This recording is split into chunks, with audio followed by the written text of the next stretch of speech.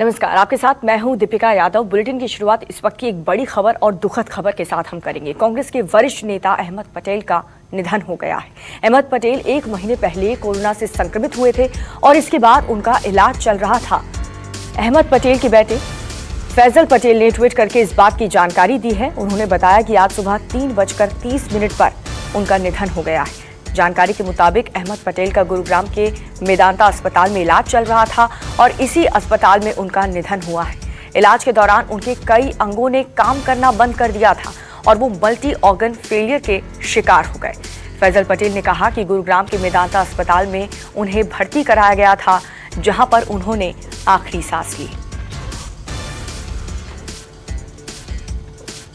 तो बहुत ही दुखद ये खबर, जहां पर अहमद पटेल का निधन हो गया है। ये इस वक्त की बड़ी खबर हम आपको बता रहे हैं। उनके बेटे ने ट्वीट करके जानकारी दी है। बहुत दुख के साथ सूचित करना पड़ रहा है कि मेरे पिता श्री अहमद पटेल अब नहीं रहे।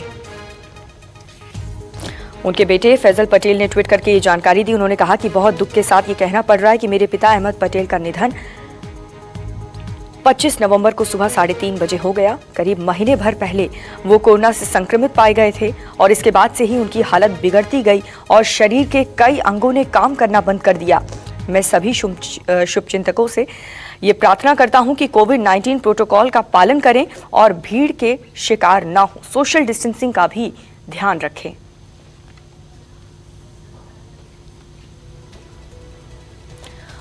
और मेरे सहयोगी रमन कुमार पॉलिटिकल एडिटर हैं, वो जुड़ चुके हैं। रमन, 1 महीने पहले उन्हें कोरोना पॉजिटिव हुआ था, उसके बाद से डॉक्टर्स का क्या कहना है? क्या उनकी तबीयत बहुत ज्यादा तभी से बिगड़ने लग गई थी? देखिए, जब अहमद पटेल को फरीदाबाद के हॉस्पिटल में एडमिट करवाया गया था, उस वक्त उन्हें कोरोना का संक्रमण था और लेकिन कई उनके मित्रों ने, कई शुभचिंतकों ने इस बात पर आश्चर्य जताया था कि आखिरकार फरीदाबाद के हॉस्पिटल में क्यों एडमिट करवाया गया, क्योंकि वो जिस हॉस्पिटल में एडमिट करवाया गया था उस हॉस्पिटल के मालिक को जानते थे और अहमद पटेल को उन्हें उस हॉस्पिटल पर काफी भरोसा था। लेकिन कुछ दिनों के बाद, 15 से 20 दिनों के बाद उसे मेदांता में एडमिट करवाया गया और मेदांता में एडमिशन के बाद ही जो हॉस्पिटल के मालिक थे, उनका ये कहना था कि इनकी स्थिति खराब है, लेकिन फिर भी हमारी तरफ से पूरी कोशिश है कि इनको किस तरीके से ठीक किया जा सके। लेकिन फैसल पटेल, जो कि अहमद पटेल के बेटे हैं, उन्होंने ट्विटर पर इसके बाद से उनके लगातार स्वास्थ्य के बारे में जानकारी देनी शुरू की और कहा कि अभी फिलहाल वो स्थिर है।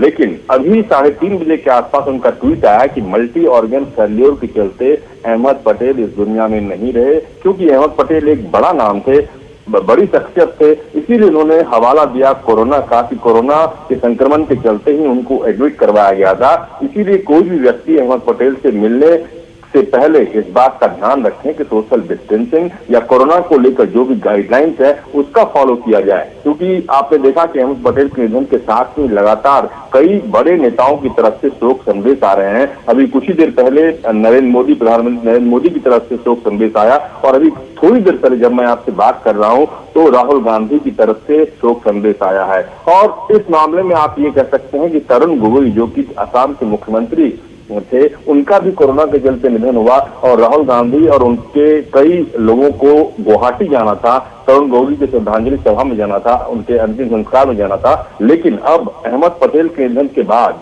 राहुल गांधी का जो ट्वीट आया है, उस ट्वीट से आप ये कह सकते हैं कि it is a sad day. Shri Ahmed Patel was a pillar of the Congress party. He lived and breathed Congress and stood with the party through its most difficult time. He was tremendous asset. We will miss him. My love and condolences to Faisal, Mumtaz and the family. यानी कि राहुल गांधी ने पूरे परिवार के प्रति श्रद्धांजलि जताते हुए ये कहा है कि वो हमेशा पिलर की तरह खड़े रहे कांग्रेस पार्टी के पीछे, चाहे कांग्रेस पार्टी का 2004 से 2014 के दौरान केंद्र सरकार का कार्यकाल हो या विपक्ष के दौरान कार्यकाल हो या 2018 में जब उन्होंने कांग्रेस पार्टी के राज्यसभा सदस्य के रूप में गुजरात से चुनाव लड़ा था और उन्हें हराने की भरसक कोशिश हुई थी, लेकिन उन्होंने जीत हासिल की थी। यानी कि कई कार्यकर्ताओं को, कई नेताओं को अहमद पटेल की कार्यशैली से काफी संदेश देखने को मिलता है और इसीलिए लगातार उनके फैन, उनके जानने वाले लोग ट्वीट करके उनको श्रद्धांजलि अर्पित कर रहे हैं। बिल्कुल रमन, सही कहा आपने। और इस वक्त मेरे वरिष्ठ सहयोगी संदीप चौधरी भी जुड़ चुके हैं। संदीप जी, जिस तरीके से किसी ने सोचा नहीं था कि यूं अचानक से अहमद पटेल का हम सबके बीच से जाना होगा, लेकिन कांग्रेस पार्टी के लिए ये बहुत बड़ी क्षति, क्योंकि कांग्रेस पार्टी का एक तरह से उन्हें संकट मोचन भी कहा जाता था। संजीव द्विवेदी बोल रहा हूँ और आपको बताऊं कि अहमद पटेल अपने आप में एक ऐसी नेता थी जो पिछले कम से कम 3 दशकों से लगातार कांग्रेस के एक सबसे मजबूत स्तंभ कहे गांधी परिवार की बात तो वो माने जाते थे। देखिए, आज उनका पद जो था वो प्रेसिडेंट का था, लेकिन ये पद जो था वो केवल नाम का पद कहा जा सकता है। इससे बहुत आगे उनकी शख्सियत और उनका मकाम था। कांग्रेस पार्टी के भीतर ट्रबल शूटर के तौर पर उनकी जो पहचान थी वो अपने आप में केवल कांग्रेस जनों को ही नहीं बल्कि मानकर ये चला जाता है कि कांग्रेस के बियॉन्ड जो एक पॉलिटिकल लीडरशिप था उनको भी पता था। और हर पार्टी में उनके अपने सहयोगी, अपने मित्र जो ट्रबल शूटिंग के दौरान उन्होंने इकट्ठा किए थे, आज उन सबों के मैं देख पा रहा हूँ संदेश आ रहे हैं। सबों को ये लग रहा है कि बड़ा राजनीतिक हो गया। वो जो 10 साल का कार्यकाल है, कहा यह जाता है डॉक्टर मनमोहन सिंह के प्रधानमंत्री का कार्यकाल, उस दौरान वही असली तरीके से सरकार को चलाया करते थे, वही वो व्यक्ति थे जिनके कारण देश में काम होते थे या नहीं होते थे, बहुत से लोग का ये भी कहना है। तो ऐसा उन्हें इसलिए हासिल था मकाम क्योंकि वो राजनीतिक सलाहकार और सचिव थे सोनिया गांधी के। तो कुल मिलाकर के उनकी जैसी शख्सियत उसके बाद कि अहमद पटेल का अब रुतबा खत्म हो जाएगा, लेकिन देखिए ऐसा हुआ नहीं क्योंकि अभी भी वो लगातार आए थे पार्टी के प्रेसिडेंट।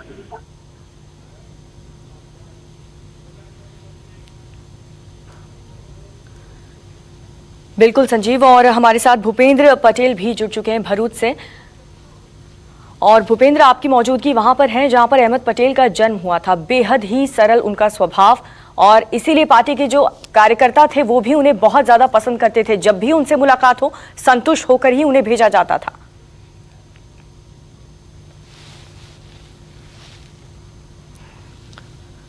तो रमन भी मेरे साथ लगातार बने हुए हैं। रमन, उनके सरल स्वभाव की हम यहाँ पर बात कर रहे थे। बेहद ही सरल स्वभाव के नेता जिनका कभी भी कोई शत्रु नहीं रहा। पार्टी के जो कार्यकर्ता थे वो भी उनसे बहुत खुश रहते थे। देखिए, एक बात कि 2004 से 2014 तक जब कांग्रेस पार्टी की अगुवाई में सरकार थी, मनमोहन सिंह प्रधानमंत्री थे, यूपीए की चेयरपर्सन सोनिया गांधी थी, उस वक्त अहमद पटेल एक बड़ी शख्सियत थे। अहमद पटेल से मुलाकात करना, अहमद पटेल से बात करना कोई आसान बात नहीं होती थी, क्योंकि प्रधानमंत्री कार्यालय के जो सेक्रेटरी थे उन्हें भी बहुत सारे निर्देश अहमद पटेल से लेना पड़ता था। कांग्रेस पार्टी के समय में सोनिया गांधी के द्वारा जो निर्देश दिया जाता था, जो बातें कही जाती थी सरकार को या पार्टी को, वो अहमद पटेल के जरिए ही पहुंचती थी। ऐसे में पार्टी के कैडर को, पार्टी के जो कार्यकर्ता है या पार्टी के जो लोग हैं, उनको किस तरीके से प्राथमिकता दी जाए, साथ ही साथ जो सहयोगी दल है जिनका समर्थन केंद्र सरकार को प्राप्त है, उनको किस तरीके से सहमति दी जाए, उनको किस तरीके से एक तालमेल बिठाया जाए, उनको कोई किसी तरह की दिक्कत नहीं हो, ये अहमद पटेल के पास ये बड़ा काम था और उसको उन्होंने 10 साल तक बखूबी अंजाम दिया। हमने देखा था कि न्यूक्लियर डील के वक्त जब समाजवादी पार्टी के समर्थन की दरकार थी, किस तरीके से अहमद पटेल ने अपनी भूमिका निभाई थी। मुलायम सिंह यादव और उस वक्त अमर सिंह थे, उनसे बातचीत करके सरकार को समर्थन देकर सरकार की जो बाकी कार्यकाल था उसको पूरा करवाया था। यानी कि बड़ी बड़ी ऐसे बड़े बड़े कई निर्णय थे जिसमें अहमद पटेल की पूरी सहभागिता थी। और इसीलिए 10 साल के कार्यकाल में कहा जाता है कि अहमद पटेल के चलते सरकार के संकट मोचक के रूप में वो जो सामने आए, उसको याद करके लोग या जो पार्टी के कार्यकर्ता हैं या पार्टी के नेता हैं, जो रणनीतिकार हैं, उन्हें ऐसा लगता है कि 10 साल के कार्यकाल में अहमद पटेल की भूमिका काफी बड़ी थी। बहुत बड़ी भूमिका रमन, सही कहा आपने। और संजीव भी हमारे साथ लगातार न्यूज रूम से बने हुए हैं। संजीव, 10 साल के अंदर वो सरकार में नहीं रहे, ये निर्णय भी उन्होंने खुद लिया था, लेकिन पार्टी के हित में हमेशा वो सोचते रहे।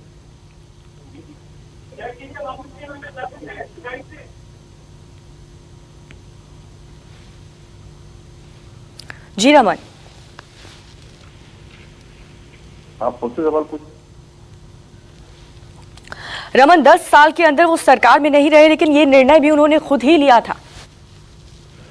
देखिए, 10 साल के कार्यकाल के दौरान अहमद पटेल सरकार में अगर चाहते तो वो रह सकते थे, लेकिन उस वक्त सोनिया गांधी के पॉलिटिकल एडवाइजर के तौर पर जो ताकत अहमद पटेल की थी वो केंद्र सरकार में किसी कैबिनेट मंत्री की नहीं थी। इसीलिए ये बात सभी लोगों को पता थी, चाहे वो इंडस्ट्रियलिस्ट हो या किसी भी वर्ग के लोगों, किसी भी क्षेत्र के लोगों, उन्हें इस बात की भली भांति अंदाजा था कि अहमद पटेल की ताकत इस वक्त इतनी ज्यादा है कि जो किसी केंद्रीय मंत्री की नहीं है, क्योंकि सोनिया गांधी यूपीए की चेयरपर्सन है और सोनिया गांधी के राजनीतिक सचिव के तौर पर जो अहमद पटेल कहते हैं, कहा जाता है कि उसमें सोनिया उसे गांधी बिल्कुल गौर से सुना जाता था, उस पर मंथन भी किया जाता था। बने रहिए रमन हमारे साथ। लेकिन अब आपको सुनाते हैं कि समाजवादी पार्टी के वरिष्ठ नेता रामगोपाल यादव को, जिसने न्यूज 24 के पॉलिटिकल एडिटर रमन कुमार से बात की है, क्या कहना है उनका, सुनिए।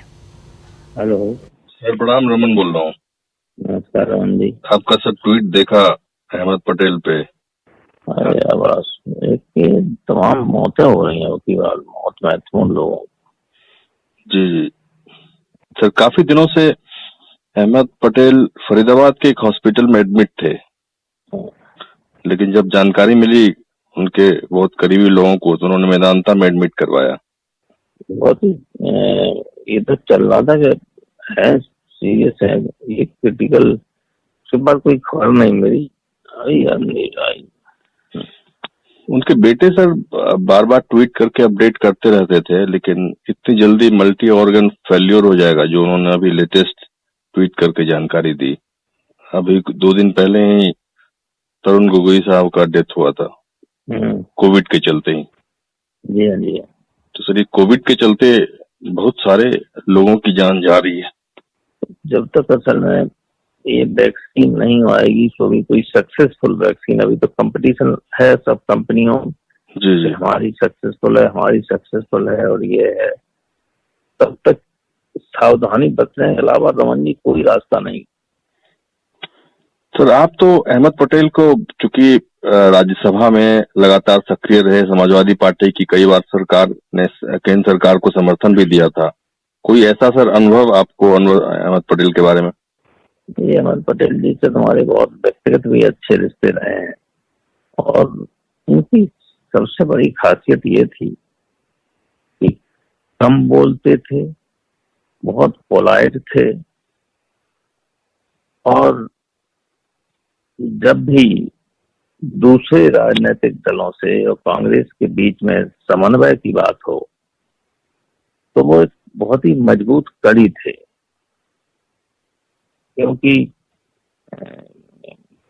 उन पे लोग भरोसा कर सकते थे। पॉलिटिकल बातें तो हम ऐसी हैं जो नहीं हम आपको बता सकते, लेकिन मैं इतना ही कहूंगा कि बहुत ही एक डिपेंडेबल पॉलिटिशियन थे, लवेबल पॉलिटिशियन थे, बहुत अनुभवी थे और राज्यसभा में खासतौर से हम लोग उनको बहुत मिस करेंगे, क्योंकि मैं तो बहुत दिनों से उनके साथ सदन में रहा हूँ, सदन के अंदर सदन के बाहर। इतना सीनियर होते हुए भी जितने संतुलित और सॉफ्ट स्पोकन वो थे, कम लोग होते। I will miss him very much. धन्यवाद सर, धन्यवाद। ओके, धन्यवाद।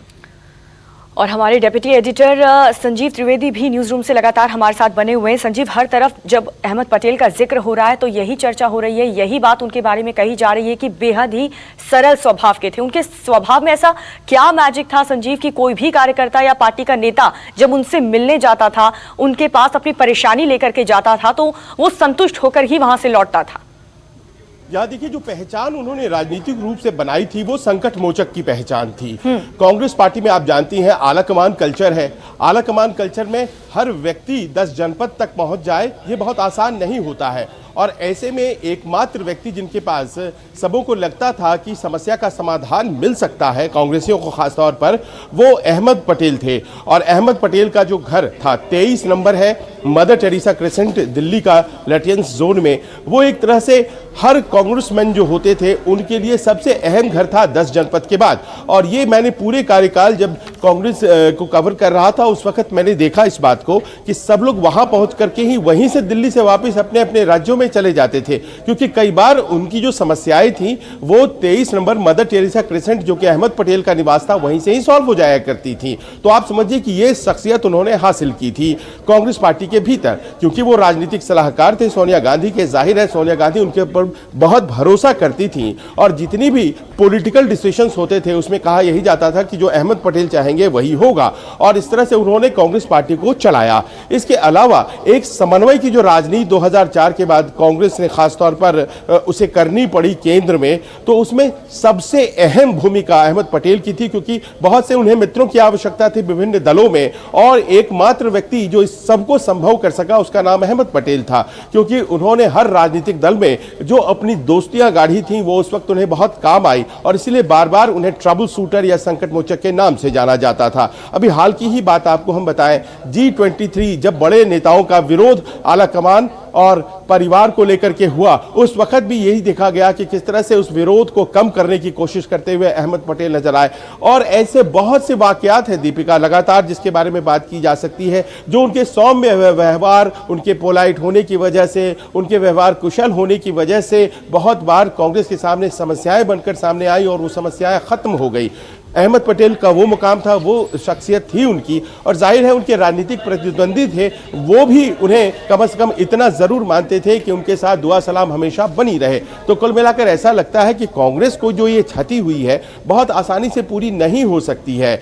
वो कुछ दिन पहले, यूं कह लें कि करीब 1 अक्टूबर की बात है, जब उन्होंने खुद कहा था कि मुझे कोरोना हो गया है और आप सब लोग हमसे जो हाल के दिनों में संपर्क आए हैं वो जांच करवा लें। उसके बाद उनका आखिरी ट्वीट आया था जब उन्होंने रामविलास पासवान के देहांत पर दुख व्यक्त किया था, और उसके बाद देखिए कि कोई ट्वीट नहीं आया। और ये अपने आप में कितना प्रोविडेंशियल है कि आज उनकी मौत की बात हम कर रहे हैं कोरोना से। कोरोना एक जीवंत खतरा है और ये मौत इसी बात की द्योतक है। जी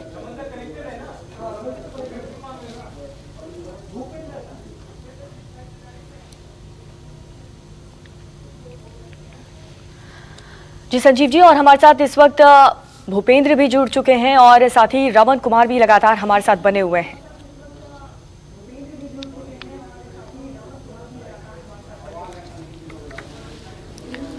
तो भूपेंद्र हमारे साथ लगातार बने हुए हैं। भूपेंद्र, आप उस जगह पर आपकी मौजूदगी है जहां पर अहमद पटेल ने जन्म लिया था, और एक ऐसे नेता जिन्हें राजनीति में ऐसा कोई बहुत कम ऐसे नेता होते हैं जिन्हें हर कोई पसंद करता है, उन्हीं में शुमार थे अहमद पटेल। बिल्कुल, बहुत ही सरल स्वभाव था उनका। मैं भी जब उनसे मिला था, हालांकि मुझे गुजरात में बहुत ज्यादा वक्त नहीं हुआ है, 6 साल का वक्त हुआ है, लेकिन जब मैं गुजरात आया और यहाँ की राजनीति को मैंने कवर करना शुरू किया, अहमद पटेल से मुलाकात हुई। बहुत ही सरल स्वभाव के थे, बहुत ही इत्मीनान से बात करते थे। जिस तरह का उनका व्यक्तित्व था, जितने बड़े लीडर थे, वो नेता थे, कहीं पर भी उसकी छाप जो है उनके बर्ताव में देखने को नहीं मिलती थी। और दूसरी बात, जिस तरह का उनको चाणक्य कहा जाता था राजनीति का, यहाँ पर चाहे पिछले लोकसभा के चुनाव हो, आपको पता होगा कि किस तरह की कश्मकश थी, 1 वोट की लड़ाई थी। अहमद पटेल की अपनी साख दांव पर लगी हुई थी, उनकी अपना राज्यसभा का चुनाव था और उनकी एक सीट के लिए बीजेपी ने पूरा जोड़ तोड़ लगा दिया था। बीजेपी के सिर्फ 2 उम्मीदवार जीत सकते थे, उसके बावजूद भी उन्होंने तीसरा उम्मीदवार उतारा था। बहुत सारे विधायकों के इस्तीफे हुए थे, लेकिन उसके बावजूद अहमद पटेल जीते। विधायकों को बेंगलुरु ले जाना पड़ा था, तमाम रणनीतियां करनी पड़ी थी। इस बार के भी जो राज्यसभा चुनाव थे उसमें भी बहुत सारी रणनीतियां, तो जितने भी तमाम यहाँ पर कांग्रेस को लेकर, गुजरात की कांग्रेस की अगर मैं बात करूं तो एक बहुत बड़ा पिलर थे वो यहाँ के। कांग्रेस को लगातार हालांकि यहाँ पर टूटता देखा गया है, लेकिन उसके बावजूद भी कांग्रेस यहाँ की विधानसभा में 60 से 70 सीटें लेकर आती है 182 सीटों में से। वो मजबूती भी अहमद पटेल की ही एक तरह से कह सकते हैं देन है। उनकी ही सारी रणनीतियां थी जो अहमद पटेल की वजह से कांग्रेस मोदी और अमित शाह जैसे दिग्गज नेताओं की मौजूदगी में भी अपना वजूद इतना मजबूत बनाए रखे हुए थे कि 60 से 70 और पिछली विधानसभा सीट में तो 80 के करीब सीट आई, हालांकि बाद में जरूर बिखरा हुआ, लेकिन बहुत बड़ी पार्टी और एक वक्त ऐसा भी लग रहा था कि शायद कांग्रेस सत्ता में आ जाएगी। तो जबकि शंकर सिंह वाघेला ने ठीक चुनाव के एक महीने पहले 14 विधायकों के साथ इस्तीफा दिया था। तो ये तमाम चीजें होते हुए भी गुजरात में कांग्रेस का वजूद बहुत ही मजबूत बनाए रखना है, ये अहमद पटेल की ही देन थी। और अगर गुजरात के स्तर पर बात की जाए तो ये गुजरात के लिए कांग्रेस के लिए बहुत बड़ी एक क्षति है। बिल्कुल भूपेंद्र, और इसीलिए कांग्रेस पार्टी के लिए बहुत बड़ी क्षति हम कहेंगे। और कोरोना एक महीने पहले उन्हें हुआ था अहमद पटेल को, और जिस तरीके से उनकी तबीयत लगातार बिगड़ती गई और आज देर रात 3:30 बजे उनका निधन हो गया। नमस्कार, मैं हूं मानक गुप्ता। अगर आपको हमारा ये वीडियो पसंद आया हो तो इसे लाइक और शेयर जरूर करें, और हाँ, हमें सब्सक्राइब और फॉलो करना ना भूलें ताकि आप देश और दुनिया की कोई खबर मिस ना करें। तो जुड़े रहिए हमारे साथ और देखते रहिए News 24।